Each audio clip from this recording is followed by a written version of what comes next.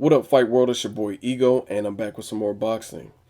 Now, I said this again. I've just been extremely busy, and it's good. I definitely can't complain. I like to stay busy. I'm an Aries. Shout out to all the Aries subscribers out there. If you're an Aries, shout out to you. I like a lot of my play, but I've just been real busy. Just got around to watching Lucas Matthysse versus Lamont Peterson. As I told you guys, I was out of town. I was on a different coast. I'm from California, live in California, and I was in Florida. Very beautiful place. I was in Tampa. Got to visit the Buccaneers Stadium and seen a lot of great sights. Um, I did want to talk about Lucas Matthysse in general and the Lamont Peterson fight. Realistically, as far as the fight, there's not much I could say post fight. You guys, if you watched it, you'll seen round one was more or less a filler round. It was pretty even. You could probably give a slight edge to Lamont Peterson, even though he didn't do anything dramatic. And round two is where you see Lucas Matthysse really step up his aggression. There were some times where I felt he was a little bit wild, more wild than I'm used to seeing. One thing that I've praised Lucas Matthysse for in the past is being a power puncher who doesn't only rely on his power. Oftentimes, when a guy knows he can hurt you and he has this natural power, they are more or less brawlers, and some of them can be one dimensional, and they know they have the power to hurt you. So sometimes they'll swing for the fences and really just try to connect with the big shot as opposed to more calculated, patient boxing. So with Lucas Matthysse, I've always given him credit for knowing he has tremendous power. All of his fights that he's won by KO or TKO, I believe. And not only does he utilize his power, he also shows a level of patience, which is very good in a power puncher, and you don't always see that. Um, Lucas Matthysse seems like he's getting better. I think he's improved from the Zab Judah and Devin Alexander fight. I think Devin Alexander fight, he definitely should have won that. I really got to watch the Zab Judah versus Lucas Matthysse fight because I thought Zab Judah did better early, and he did real good, and he was clearly winning. And then in the championship rounds and the mid to late rounds, that's when Lucas Matthysse stepped it up, and it made it a competitive fight and a much closer fight. So I'm okay with that fight going either way. Maybe a slight edge to Lucas Matthysse, maybe Zab Judah. I really have to watch it again to give a fair assessment. But Devin Alexander, that fight took place in Devin Alexander's hometown, St. Louis. So I think that was more or less a swayed decision. I think Lucas Matthysse definitely should have watched that. And as far as the Peterson Matthysse, again, it's not much to say. As soon as Lucas Matthysse stepped up his pressure, um, he did swing wildly, but he also connected. And when he did connect, even though he didn't even connect flush, he had Peterson hurt. So they let you know this dude is for real. He has dynamite in his hands because he didn't even connect a flush shot. If he connected a flush shot, then imagine what would happen because he had more or less a grazing punch that hit Peterson in the head, which caused the first knockdown. So imagine if that was just a dead on. If Peterson didn't have somewhat of a crafty defense, it might have been lights out. So round three, it was just knockouts after knockout. And, I mean, Peterson looked done in the third round. He looked done after the second knockdown. It looked like he had no legs. Props to Peterson for being a warrior, giving it a game valiant effort, and trying to get back up. He did actually get back up after the second knockdown, but the pressure, once Lucas Matthysse knew he had him hurt, he just had to finish the job. And Matthysse is a great finisher. We've seen that in a lot of his fights. As far as the future for Lucas Matthysse, I told you guys from the jump, I really like Lucas Matthysse. I thought he was underrated. A lot of people didn't want to fight him. He had to take tough challenges by fighting people that others didn't want to fight. Humberto Soto, who looked better in the lower weight divisions, but again, this is also a veteran. Humberto Soto is a veteran who I don't believe had ever been knocked out or even knocked down in his previous fights before he fought Lucas Matthysse. So to me, at that point, that's a good resume. That's a good name. Humberto Soto, from that point after, hasn't necessarily looked the greatest, but again, it's a seasoned fighter who's been in there and did a lot of damage in the lower weights. So that's a good one. Fighting a Lusigan, and when he fought a Jose was a game competitor. He was the interim champion. A lot of people avoided him. He was a mandatory. And Lucas Matthysse took on these challenges. He was willing to fight Hank Lundy. Unfortunately, due to Hank Lundy's situation with his manager or some kind of beef he was going through, Hank Lundy had to withdraw from that fight, so they put Mike Dallas Jr.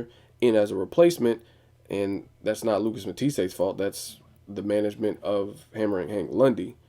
So he was willing to fight Hank Lundy, who I think was off a impressive win. I don't remember exactly.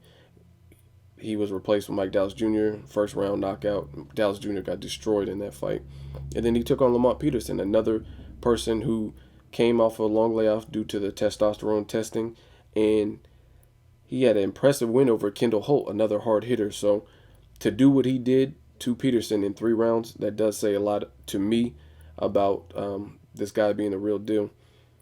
Do I want to see Danny Garcia versus Lucas Matthysse? Hell yeah. I mean, that is the fight of all fights. I would even want to see that more than Adrien Broner versus either one of those guys. I'd like to see Broner, but who knows? He has a tough test with Paulie Malignaggi, another seasoned, skilled fighter. Who knows if he stays at 147, if he stays at welterweight.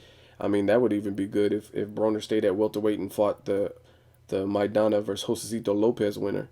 But at the moment, I'd rather see Lucas Matthysse versus Lamont Peterson, or excuse me, Lucas Matthysse versus Danny Garcia. I would rather see that. Danny Garcia has all the belts. Lamont Peterson, Lucas Matthysse, neither of their belts were at stake during this fight, which I think is kind of phony. I think Golden Boy might have set that up at a catch weight, so no matter if the fighter won or lost, it wouldn't be bad for their future. They would still be able to make impressive fights, and that's just, I'm not trying to be a conspiracy theorist, but that's what I feel, because I don't see any other real reason why this fight needed to take place at a catchweight or neither opponent's belt was at stake. I think it would have been just that much better if Lucas Matthysse did get Peterson's belt for doing what he did, or giving Peterson the opportunity to get Mathisse's interim belt. I think the stakes are higher, more incentive. So really, I think that was a promotional vehicle, a business move from Golden Boy. So both fighters keep their belt, so they didn't really lose. Even though Peterson lost, he could still make Amir Khan fight for Amir Khan's belts again. You know what I mean? It still makes sense from a business perspective to put Peterson in these big fights because he still has his belt, even though he just got stopped inside of 3 rounds. And if Lucas Matthysse won or lost, then he would still have his interim belt, so he would still be the mandatory for Danny Garcia. So I think that's a clever business move, having to fight at a catchweight. Both fighters were able to win, lose, or draw. They were able to keep what they came with. So just my thoughts. Anyway, I want to see Danny Garcia, Lucas Matthysse. Hell of a matchup. If they make this fight, I'll do a prediction video. I'm not going to get all the way into it, but it's a strong, solid matchup. It's funny to me because a lot of Americans don't really support American fighters, and I'm definitely not racist against any country, or I have respect. I used to live in England, for example, but I see a lot of like the Gennady Golovkins, Manny Pacquiao's, Sergio Martinez, Lucas Matthysse, and they get all the love in the world, but sometimes we don't even embrace our own champions. Angel Garcia also said something like that in an interview, and I think it's true. I mean, Danny Garcia, he's a Puerto Rican American champion, and a lot of people bash him, and I mean, I don't really see the reason for it. The guy's fighting Eric Morales. He was the challenger. Eric Morales was the title holder. He was the belt holder, and he did his thing. He did what he had to do. He won. He knocked Morales down. Morales' camp is the one that had the rematch clause, so he had to fight him again. I mean, it's really not Danny Garcia's fault that he had to fight Eric Morales again. So I don't see why people complain about the Eric Morales rematch. And then on top of that, he did fight Eric Morales, who tested positive multiple times for PEDs, some kind of diuretic or whatever he was using, that he was saying the meat was contaminated in Mexico or whatever the situation. But even though your opponent tested positive, you still fought him, and then you knock him out inside of, I think it was 4 rounds. So I don't see what people expect. What do they want from Danny Garcia? And that's something that I've never even really seen done. Everyone else that tested positive, Andre Berto versus Victor Ortiz, that rematch was already set up. They were doing the promotion for it. When Berto tested positive, the fight was scrapped. Berto went into a hiatus. Same thing with Peterson and Amir Khan. That rematch was already set in stone, and it was close to happening. Peterson tested positive for testosterone, and guess what? The fight was scrapped. Now you have Danny Garcia, whose opponent tested positive, and I'm not here to compare the different types of PEDs. PEDs are PEDs. If it's helping you in any way, it's still a ped. And if it's on the banned substance list, it's still a ped. So whether you think Eric Morales' peds were less effective than testosterone or HGH or whatever, I'm not here to dispute that. But either way, it's an unfair advantage. And Danny Garcia still fought the dude. So give Danny Garcia props. He was in there with the veteran Zab Judah. And read the comments on my page. Everybody was saying stylistically, even myself, I said stylistically, it looks like a horrible matchup, but I have Danny Garcia winning. And that's true.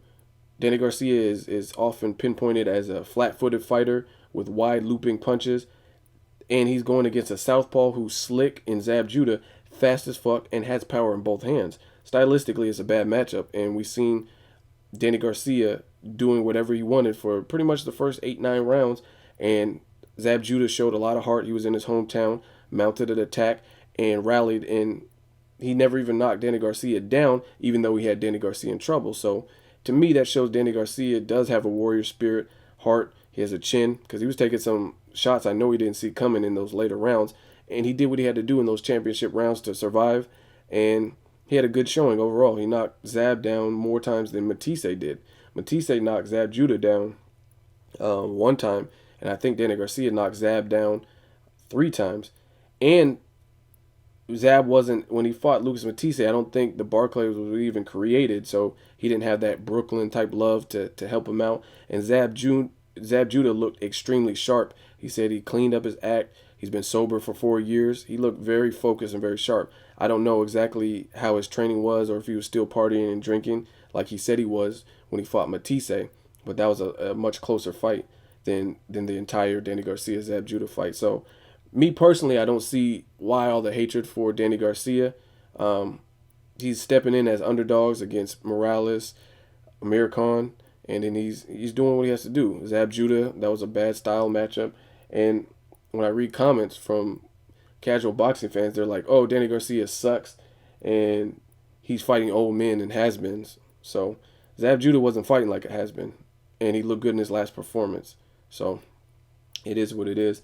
So I give props to Danny Garcia. I think he's doing, whether you think he has the most technical style or not, he's still finding a way to win.